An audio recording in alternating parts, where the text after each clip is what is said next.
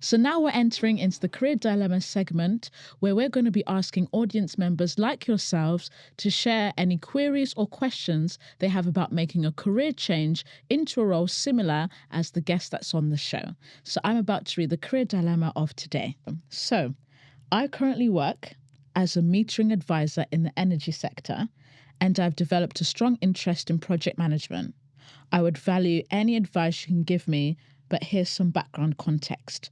So current role, I'm currently a business energy / sales support advisor within the energy sector. My work is centered on managing high volume contract lifecycles and ensuring data integrity across complex energy systems. I act as a bridge between key account managers, stakeholders, and technical data, which has sparked my strong interest in moving into a formal project management path. That's great. So I'm glad that this person has done a deep dive into what they do currently, and they've also identified the role that they want to go for. I think that's probably the hardest part. Yeah. Like deciding what you're going to do next. And in terms of executing moving forward, there's two kind of toned answers. So the easiest one would be to look for roles within the sector that you're already in. Yeah. Energy is very lucrative because energy is a growing sector. So you could stay within energy and look for a project management role in there and kind of segue that way because you have a lot of knowledge within the energy sector. There are entry-level roles that he could transition into, not necessarily, depending on how well he packages those skills. Now, there's the deeper level work, which is around what does he want for himself moving forward? Just because he's in energy doesn't mean that he necessarily wants to stay within energy. Or he could be within energy in project management, in a project management capacity, and then move into another sector later on. So there's different ways in which he could do that. But step number one would be, okay, what are my values? What do I like about my role? And what don't I like about my role? Because I don't want to repeat what I don't like. Okay. So sitting down and writing those out. And the values for most people are, I want to do impactful work. So that might be the reason why he wants to change. Maybe he feels like the work he's doing isn't impactful or isn't impactful enough. It could be about freedom and flexibility.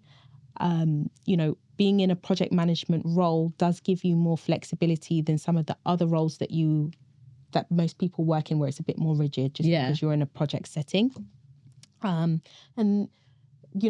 are my top values? And looking for a sector that allows me to thrive in those values so that I don't burn out. Because if you work in a space that is, or an organization that is opposite to your values, you're going to hate your role. So that would be my step number one. Hone in on what you like, what you don't like. And number two, review your skills. So reviewing all of those different projects. Once you decide the sector, am I going to stay in energy or am I going to look at something else? Reviewing what they're asking for through job descriptions. And building and having conversations with those people who work in those sectors that I already know, because that's great. Now I can have first-hand insight, right? What is the key requirement? Because different sectors require different things for project management.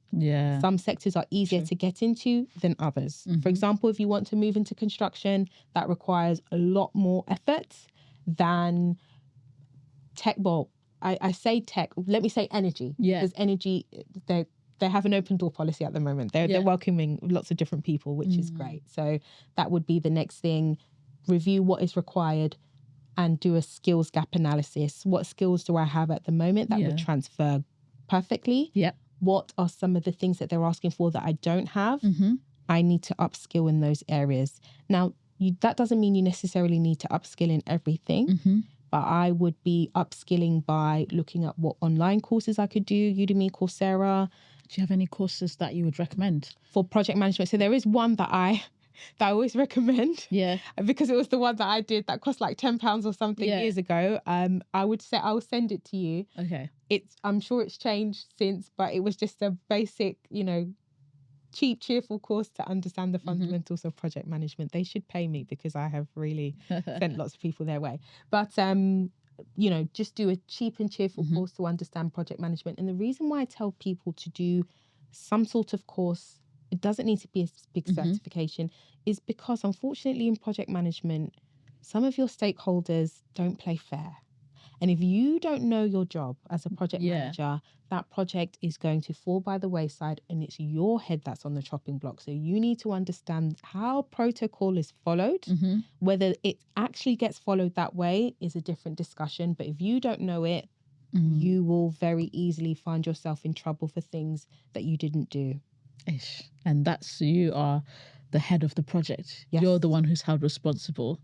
The main thing I took away really is that you work in a big industry, and making that lateral move internally is probably the easiest step. And probably even if you don't make that step immediately, finding mentors within the energy sector who work as project managers, which is something we talked about, and even referencing your own career journey, that allowed you to make that change, getting those mentors or project managers within the energy sector, as guidance, but also potentially making a lateral move into the industry. Another thing probably is maybe the energy sector has funding for training and certifications and stuff like that. So could that be something that they tap into? Absolutely. With help from their managers sometimes as well. So it depends on the relationship that you have with your manager. If your manager hasn't been cooperative in your career trajectory just thus far, then I always say your manager is not your career ceiling. If they're not supportive of you, who else can advocate around you? Go as far and as wide. Now's the time to, if you're in an organization and you quite enjoy that organization, then why leave if you can move internally? So build up those conversations, start those conversations with people who are doing the thing that you want to do in that organization. That person could refer you, and something that you think is going to take you a year happens within a month or a few months because of relationship. Relationship is going to be one of the biggest ways to get your job in 2026. 100%, especially with AI and people now trusting word of mouth for opportunity more than applying for a job. Another thing that comes top of mind is, we talked about it earlier in the conversation, is articulation. So you might already be practicing project management skill sets. How are you articulating that? So we talked about, okay, what is a project you were looking to deliver, and what were the outcomes, and who were the stakeholders? So it could be you already are displaying project management skill sets, but you might not be articulating it well. And from them being I'm going to get it up. So they are a business energy / sales support advisor. They're involved in managing high volume contract life cycles, ensuring data integrity across complex systems. So if you're managing high volume contract life cycles, what is the outcome? And I want to share something that I do with my clients anyway. So look at your achievements. What have I achieved up until this point? And there's a few ways that you can reflect on your achievements. So when was the last time that somebody said, well done to me? What was it for? Clearly that was an achievement, because people don't just say well done to you for no reason, right? Where have I saved time? Where have I saved money? Where have I saved resources? Where have I made a process better? These are all achievements. Where have I convinced my manager or somebody more superior to do something that they didn't want to do? That is the super skill in project management called influencing without power. Where have I been of an asset or benefit to another department or team? What did I do there? That's an achievement. So that's what I want this person to think about. Once you write out that in as much detail as possible, you're going to break it down into what I did, the impact of what I did. So metrics. Metrics, Beforehand, it took this long. Now I cut it down to this much. Before we needed this much resources. Now we only needed this much. Before we were producing this much results. Now we're producing this much results. And then finally, how I did it. And this is the game changer that most people miss off of their CV, or, when they're having a conversation with somebody. How did you do it? Why do you want to articulate how you did it? Because I'm showing that I know my process, and because I know my process, I can replicate it. I can replicate the success somewhere else. So that's a really big thing. So that's what I'd be telling this person to do. And what they will find is, wow, I'm doing a lot of the things that I'm saying I want to do, because I'm naturally a gifted and talented person who has lots of skills that have been developed. Do it for this role, go back for your previous roles as well. And what I did, impact of what I did, how I did it, refine it, and then that will become your career story in terms of what you put on your CV resume, what you put on your LinkedIn, and what you articulate in the interview. 100%. It seems for this individual, they're not necessarily starting from scratch. No. It's having a reevaluation of the work they're currently doing and incorporating a project manager mindset and being able to articulate it in that project manager mindset. And I think having the project manager mentors is a conversation that you could start to be like, I want to move into project management. Let's speak like project managers, as though my role as a project manager, to help you understand the language that they use to help make that change. I think quite promising for them, really. Not have to start all over again, trying to find work experience. It's leveraging what you currently have and articulating it in a way that makes you say, I am a project manager. Absolutely. And if you're saying, you know what, I don't have anybody in my network that I can leverage, then you can reach out to us at Confident Career Switch. Yes. We will gladly help you. But I always say the most effective thing to do is to look at your own network. Yeah. And I think another interesting thing you mentioned is the industries that are more receptive to people who have a wide range of backgrounds. And I'd never really thought about that in terms of like, what is like a easier entry into project management from an industry perspective?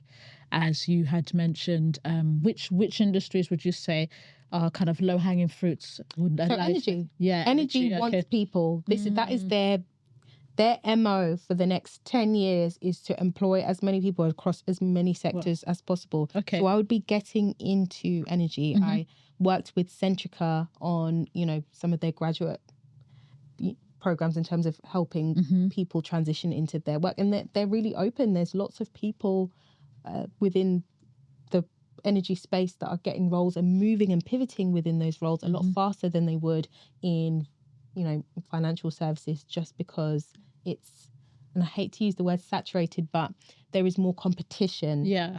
Why would I not go somewhere where they're willing to receive me? Because there's going to be more benefits. They're going to, invest in my learning. Probably better salary. Yeah. There's, better, it's easier to build connections. Be the pioneer. Lots of people love to follow. And copy. Yes. Now is the time to be the first. To be the project manager. Yes. Be the project manager within the energy sector space, whether it's within your company or a competitor's company. Absolutely. And going to a competitor means that you can leverage more money as well. Yeah. People always welcome competitors or who they think is out of their league. So utilize that. All of the experiences that you've had up until this point are leverage. They're not something to detract you, regardless of what a recruiter will say to you. Yeah, I think one issue I'm finding is that people feel like they have to start again. No. And from this conversation that we've had, especially in context to this person, the art of leverage what you have and understand how to leverage it to get closer to where you want to be. Thank you, everyone, for watching this incredible session with Alexandra, where we talked about pivoting from teaching and what pushed that change to then, making a lateral move and working as a change specialist within the private education sector, and the further push to get more money and more opportunity by working as a project manager within finance and exploring, how to grow and develop within your career, and highlighting the transferable skills that a teacher brings into the project management role in more ways that we can imagine. We then ended this conversation by exploring a career dilemma of talent that's working in the energy sector, realizing that they have more leverage points than they probably had imagined, and figuring out how they can make that move into project management within the energy sector. If you like this conversation and this video, please ensure that you go ahead and follow Confident Career Switch as well as Alexandra, and make sure you like, subscribe, share and comment to be informed of the next conversation that happens in the next episode.